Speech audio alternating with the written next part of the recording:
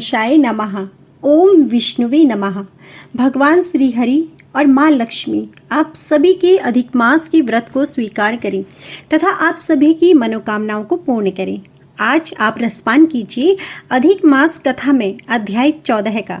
उम्मीद है कि आपने इससे पहले के सभी अध्याय आपके अपने YouTube चैनल वेद दर्शन पर जो अपलोड किए गए हैं उन्हें नियम से सुने होंगे तथा आज के अध्याय को सुनने के लिए प्लीज वीडियो को अंत तक जरूर देखिएगा। अध्याय 14 में नारद जी बोले, हे कृपा, हे सिंधु। उसके बाद जागृत अवस्था को प्राप्त उस राजा दृढ़ धनवा का क्या हुआ, सो मुझसे कहिए, जिसके सुनने से पापों का नाश कहा गया है। नारायण जी बोले, अपनी पूर्व जन्म के चरित्र को सुनने से आश्चर्य युक्त तथा सुनने की इच्छा रखने वाले राजा से वाल्मीकि ऋषि फिर बोले। वाल्मीकि मुनि बोले, इस तरह स्त्री के मुख से शीतल वाणी को सुनकर सुदेव ब्राह्मण धैर्य धारण कर हरि भगवान के चित्त में लगा हुआ दीर्घ श्वास लेकर दीन मुख सुदेव जो होने वाला है वह होगा, और यह मन में निश्चय कर पुष्प समाधि आदि के लिए वन को गया।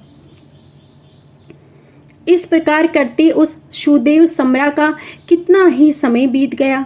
बाद किसी दिन समिधा कुश फल पुष्प आदि लेने के लिए वन को गया। वहां जाकर सुदेव मन से हरि भगवान के चरण कमलों का ध्यान करने लगा। उसी दिन उसका लड़का सुखदेव अपने मित्रों के साथ बावली को गया। बावली में प्रवेश कर समवयस्क मित्रों के साथ जल यंत्रों से जल फेंकता हुआ और बार बार हंसता हुआ खेलने लगा। गर्मी की ऋतु में बार बार जल में खेलता हुआ हर्ष को प्राप्त हुआ।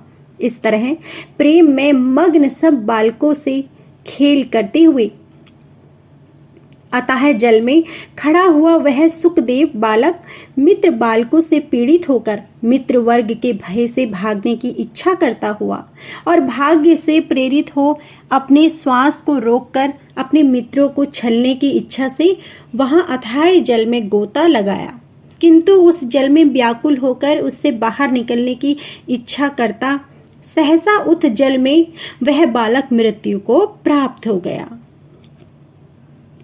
जल से निकलते हुए बालक को न देखकर वे सब समवयस्क मित्र बालक चकित होकर हाहाकार करते हुए बहुत जोर से दौड़े और अत्यंत शोक से ग्रस्त वे बालक उसकी माता गौतमी से जाकर बोले।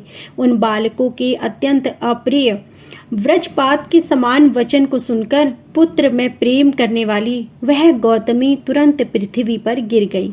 उसी समय वन से सुदेव आया। पुत्र का मरण सुनकर कटे वृक्ष के समान पृथ्वी पर गिर गया और बाद दोनों ब्राह्मण स्त्री पुरुष उठकर बावली को गए।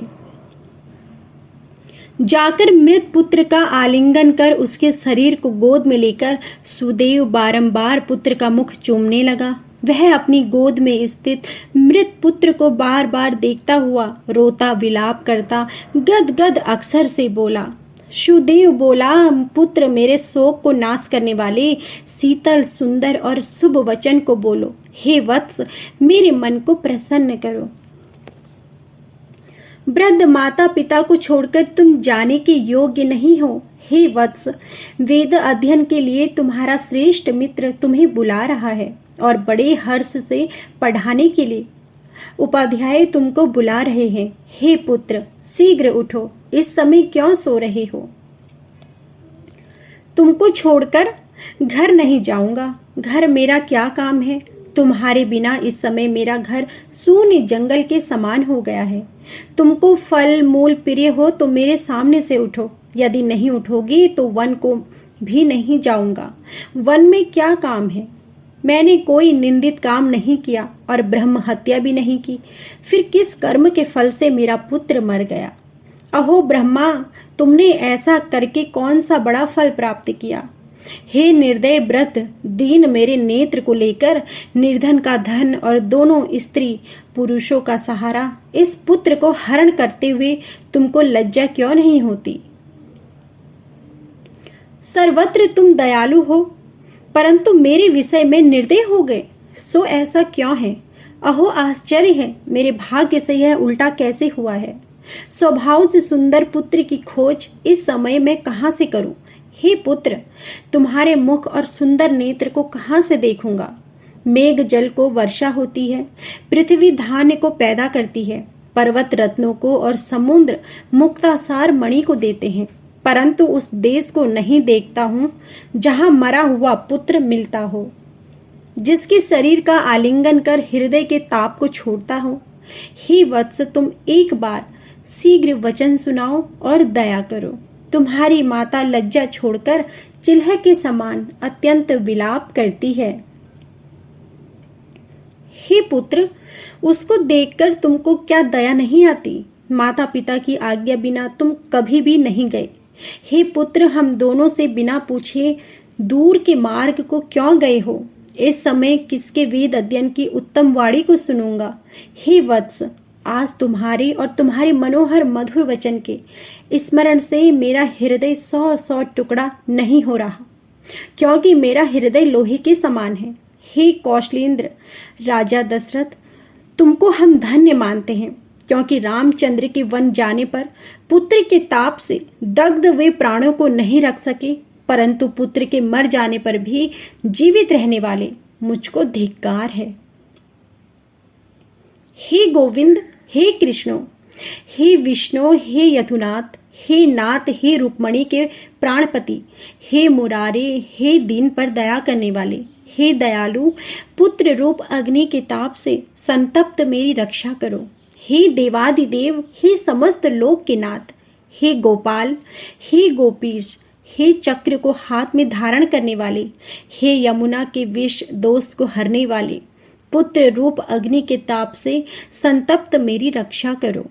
हे बैकुंठ के वासी विष्णु, हे नरकासुर के नाशक, हे चराचर के आधार, हे संसार रूप समुद्र से पार करने के लिए जहाज रूप अर्थात समुद्र से पार उतारने वाले, हे ब्रह्म आदि देवताओं से नमस्त्र चरण पीठ वाले, पुत्र रूप अग्नि के ताप से संतप्त मेरी रक्षा करो।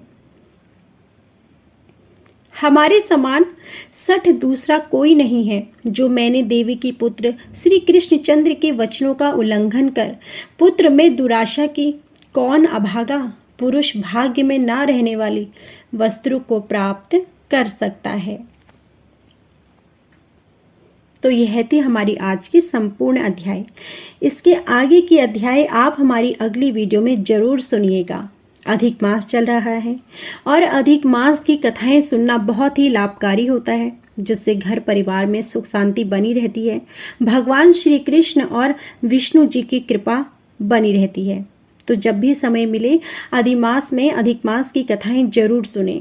और यदि आज की अध्याय आपको पसंद आई हो तो प्लीज़ वीडियो को लाइक जरूर कीजिएगा, ज़्यादा से ज़्यादा शेयर कीजिएगा। चैनल पर नए हैं तो चैनल को सब्सक्राइब करें और बेल आइकन दबाएं, जिससे कि आपको हर रोज नियम से सुबह के समय अधिक मास की कथाएं सुनने को मिल सके। जय श्री हरि।